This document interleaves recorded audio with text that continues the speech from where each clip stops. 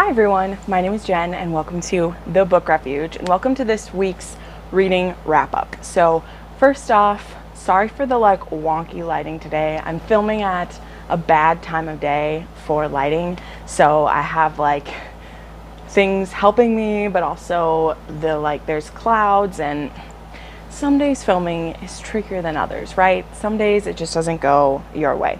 Second off, it's 95 degrees, feels like 103, and so I'm sweating to death and I just feel gross and don't like myself right this minute, but that's okay, right?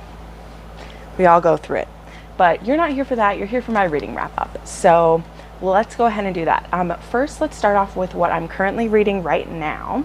So the two things that I am reading and I will probably have finished by the end of the day is I'm reading book 5 in the Victorian Rebels. This is the Scott Beds His Wife.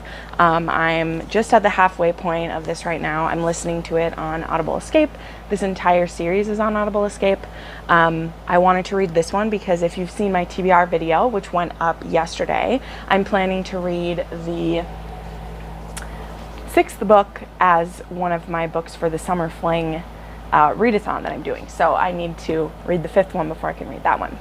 And I'm really loving it. This one is really fun because it mixes a Western with a Highlander novel, because we have our main character, her name is Samantha, and she is from the Old West, and she ends up having to go on the run and ends up in Scotland, where she meets Gavin St. James, who is one of our brothers and members of our crew and everything in this series. So really liking it. The other thing that I am just starting is Nightfall by Penelope Douglas. Came out yesterday, and so I'm planning to read that ASAP and get that out of the way for August.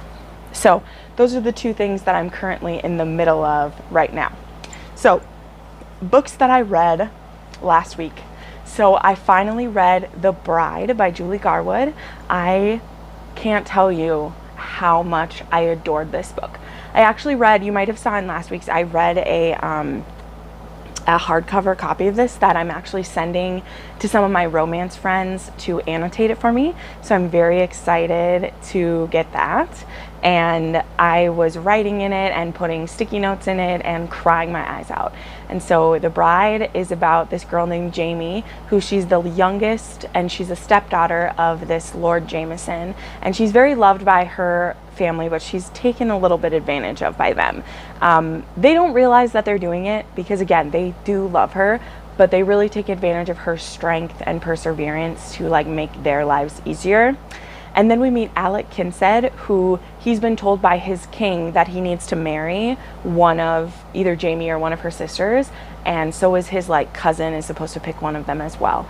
And so Alec, through some machinations of the stable hand at Jamie's keep, Alec ends up picking Jamie, and it starts out as kind of a road trip, and then they end up getting to his keep, and Alec is he's kind of an asshole, but it's set up where that the things that he's saying and the actions that he's doing, that he doesn't really mean them, or he means them, but he's about to be taught kind of a lesson, because he tells Jamie I'm marrying you because I have to, you don't mean anything to me, you don't have a say about anything, blah blah blah.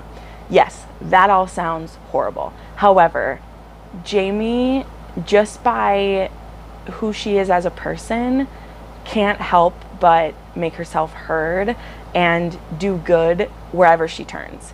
And so I was so in love with Jamie by the end of this book. She is in my top 5 protagonists of all time now, and I love her. This book cannot be oversold to me, and I wish I hadn't waited so long to read it. It's the same way I felt after reading Dreaming of You, after reading The Lord of Scoundrels, after reading Kingdom of Dreams. There's a reason these books are classics. And so the first maybe 75 pages of this were kind of tough for me, but especially as soon as we get to Scotland and we get to Alec's keep, we just see Jamie start to make his life better and better as we go. And I loved it.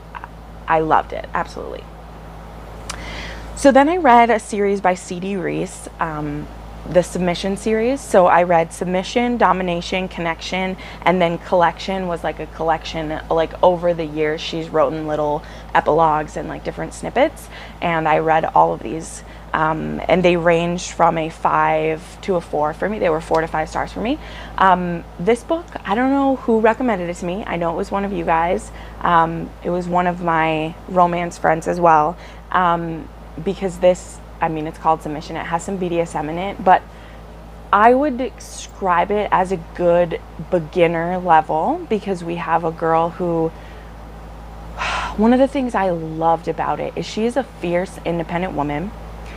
And when our hero, when he admits that he loves how she submits to him, she freaks out. She's like, I am not a submissive. I'm not going to be in any DNS relationship. And she freaks out.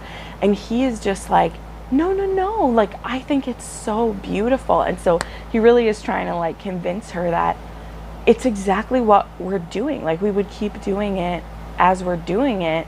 It's just now we'll have rules, you know, and I just really liked it. And it's also a weird setup because, it kind of looks like it's going to be a hate to love, but it's really more of a friends to love, because they enter into this sexual relationship, and he is still in love with his ex-wife. And he tells her, he's like, I want my ex-wife back. This woman who left him for another man, but she left him because of, they were already drifting apart. And then when he tried to see if she'd be into some BDSM things, she freaked out on him and really embarrassed him. And he spent the last few years really getting a grip on what being a dom means and like training with other people, and he just doesn't realize yet that like he's never going to get that with his ex-wife. And so our heroine is just really like, she's not looking for a relationship either. She's a singer. She's more focused on her music. She has friends that she like takes care of, and there's just a lot going on. But watching these two come together and figure it out was really good. And so it had some angst, of course, but it also felt lighthearted at the same time. Like, the issues that they're dealing with are very serious. They are. But also it was fun. Like, it was funny. I laughed. I had a great time reading it. And so if you don't know if you like BDSM, if you've tried it before and haven't liked it, I really suggest this series to you, because it's one where like it explains the rules very well. It's someone who she herself is really resistant to the lifestyle, and still she sees how it can help her. And so I really, really like that about it.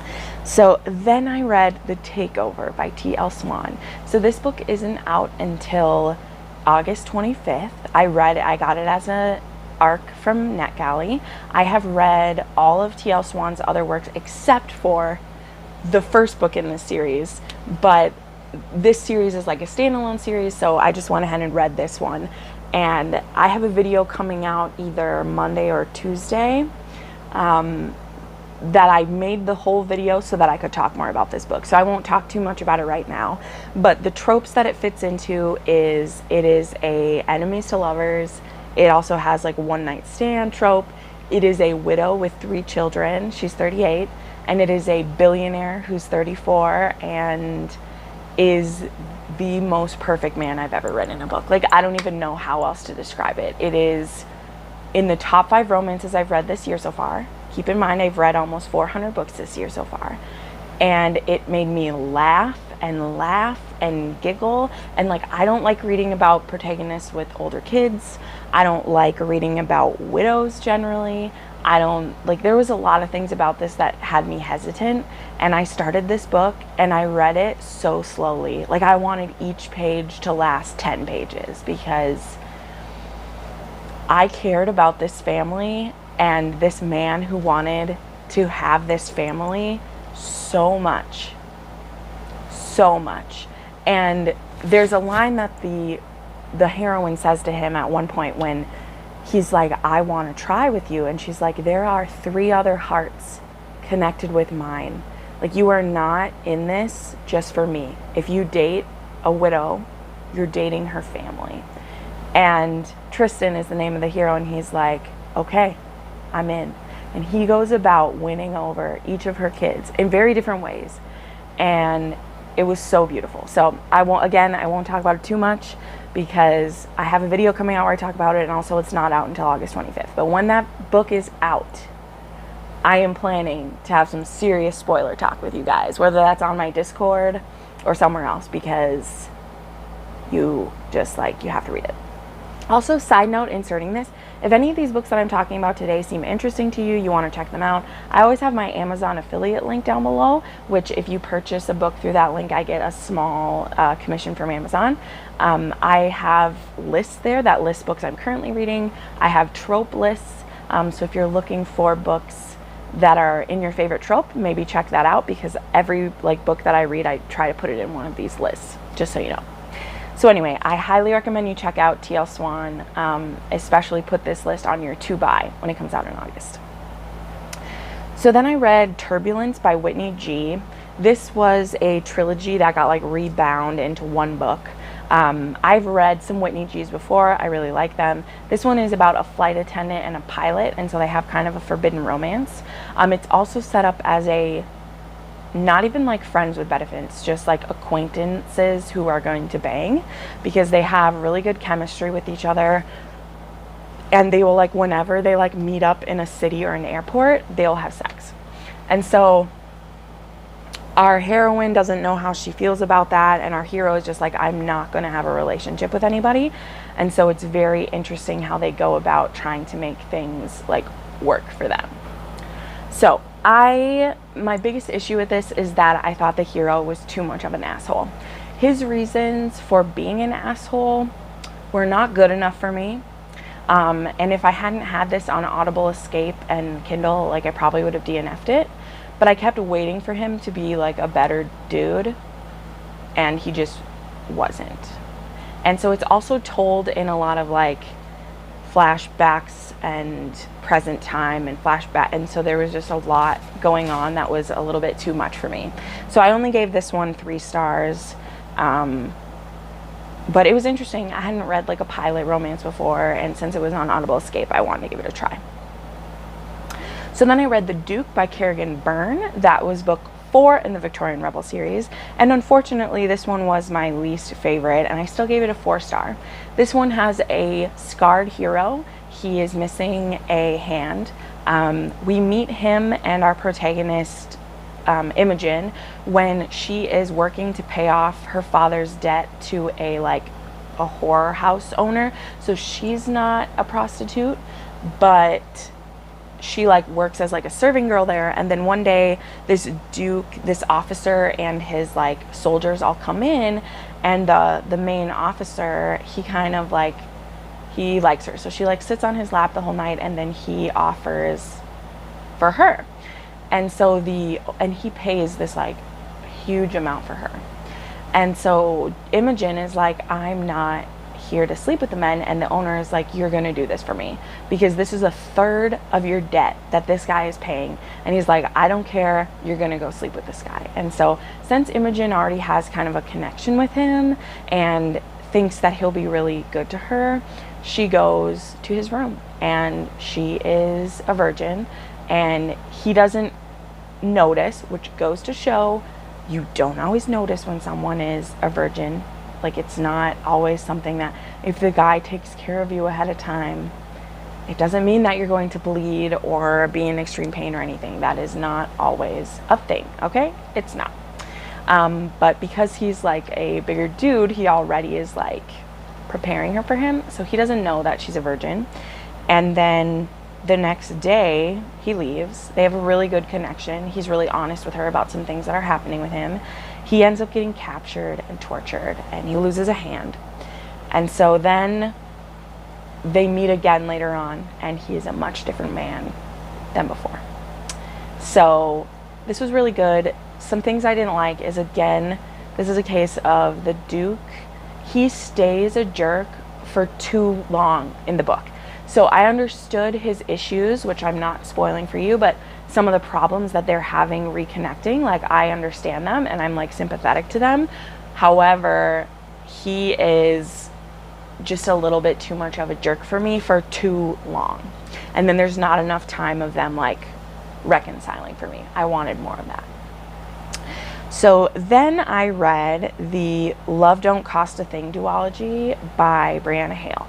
So the first one is Come to Daddy, and this is a sugar daddy, sugar baby romance. This girl, her parents died and left her in huge debt to this, like, is he like a loan shark? I don't know how to describe him. But anyway, she's left in a lot of debt to him. And so then we have our hero, whose name, he goes by Misha. It's his brother who's trying to extract the money from this girl.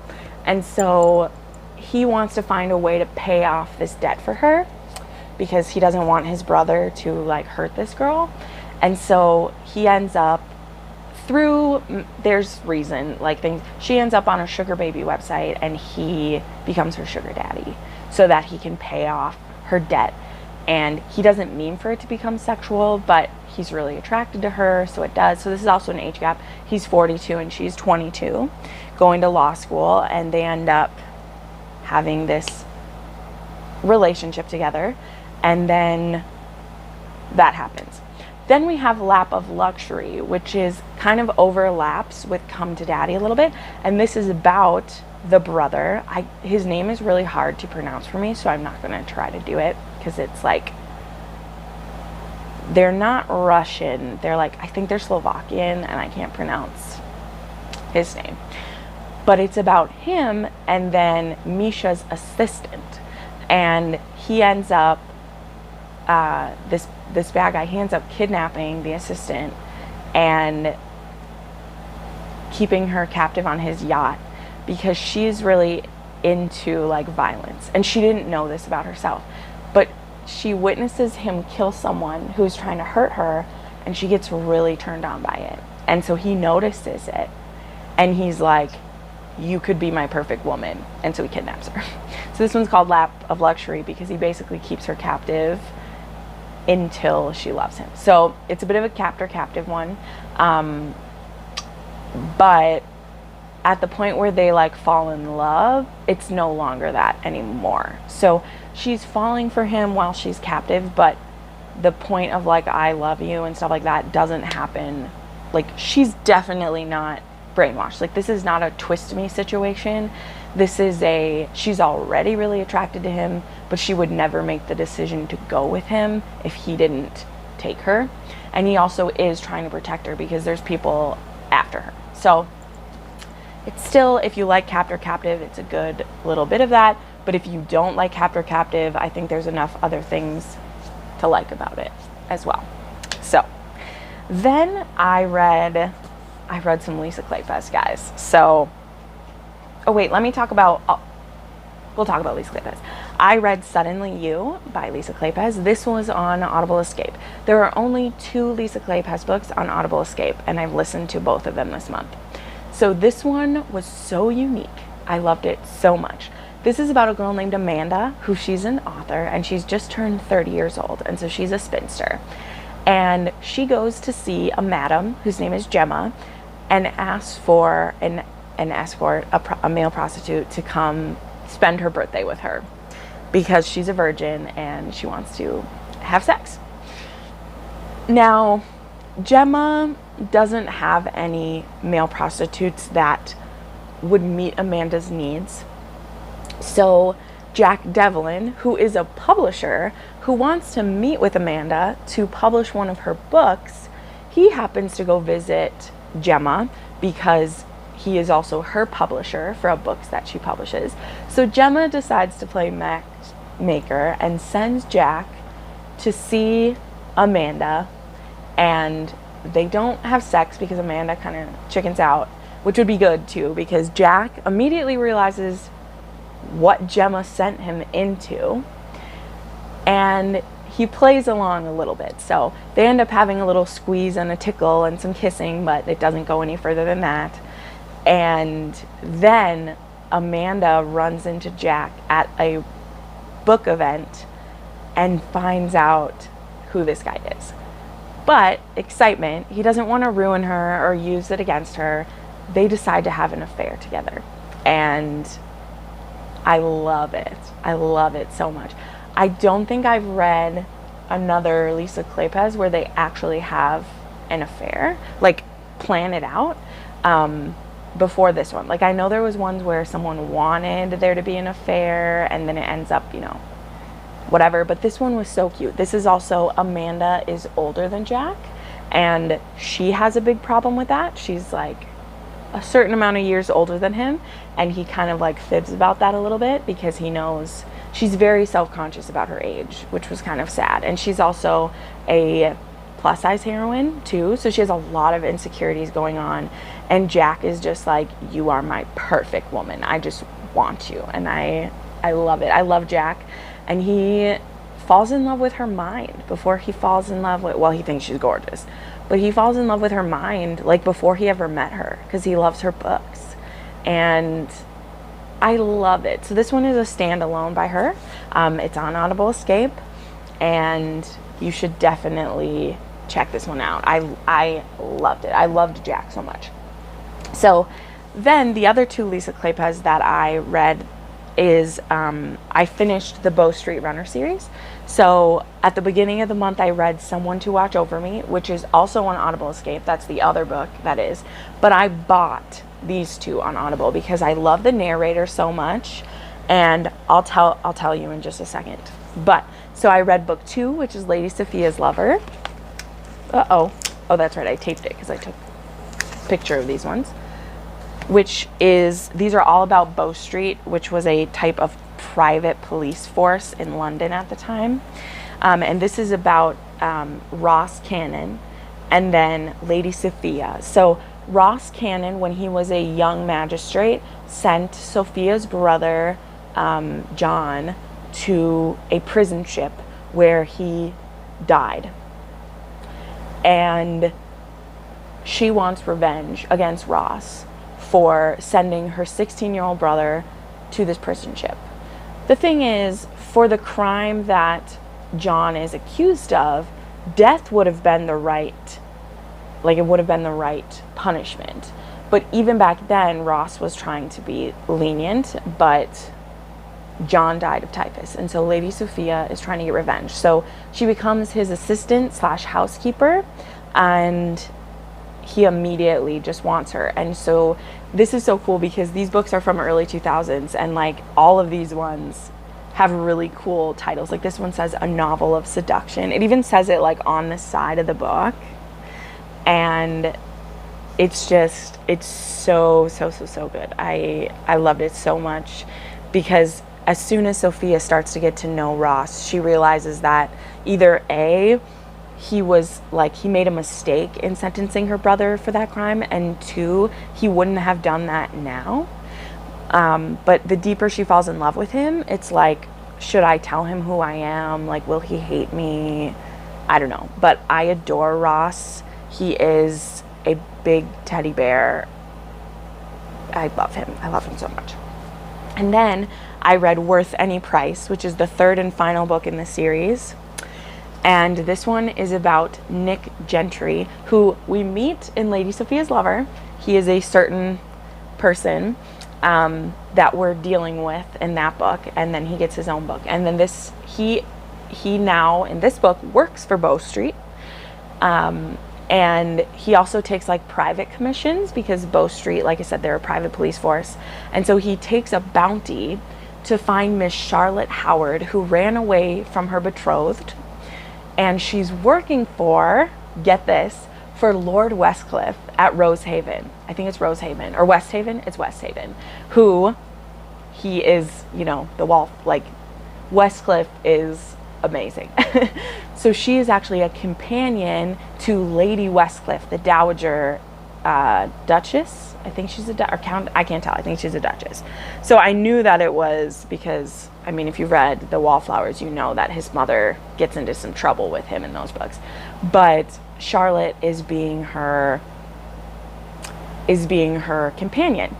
And so Nick, he goes to a house party and pretends to be someone else, and he's trying to catch Charlotte.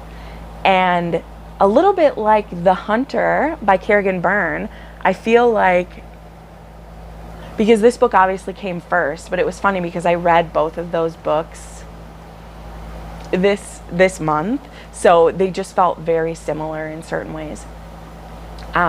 To damaged heroes who are like assassins / like bounty hunters or whatever. And when he meets Charlotte and has a little rendezvous with her at a festival, he doesn't want to give her back to her betrothed because he's a cruel old man. He's like 30 years older than her.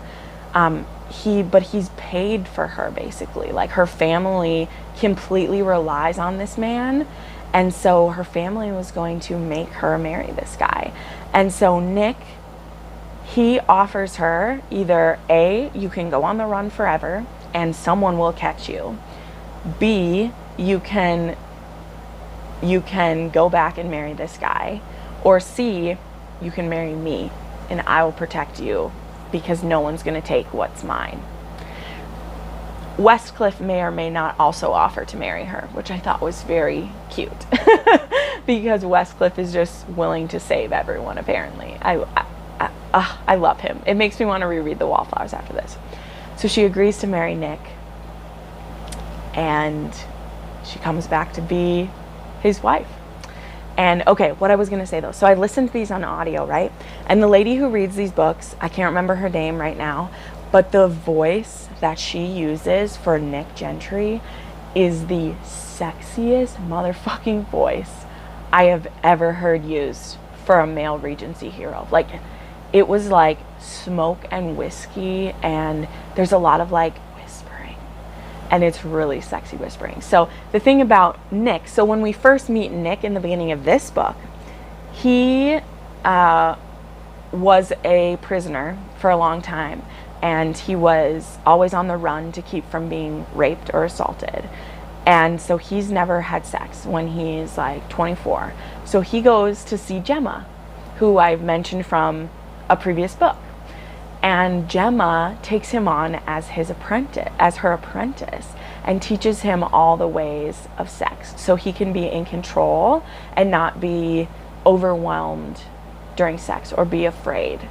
And so this is a very steamy read, and just Nick is he's so amazing. He's so great.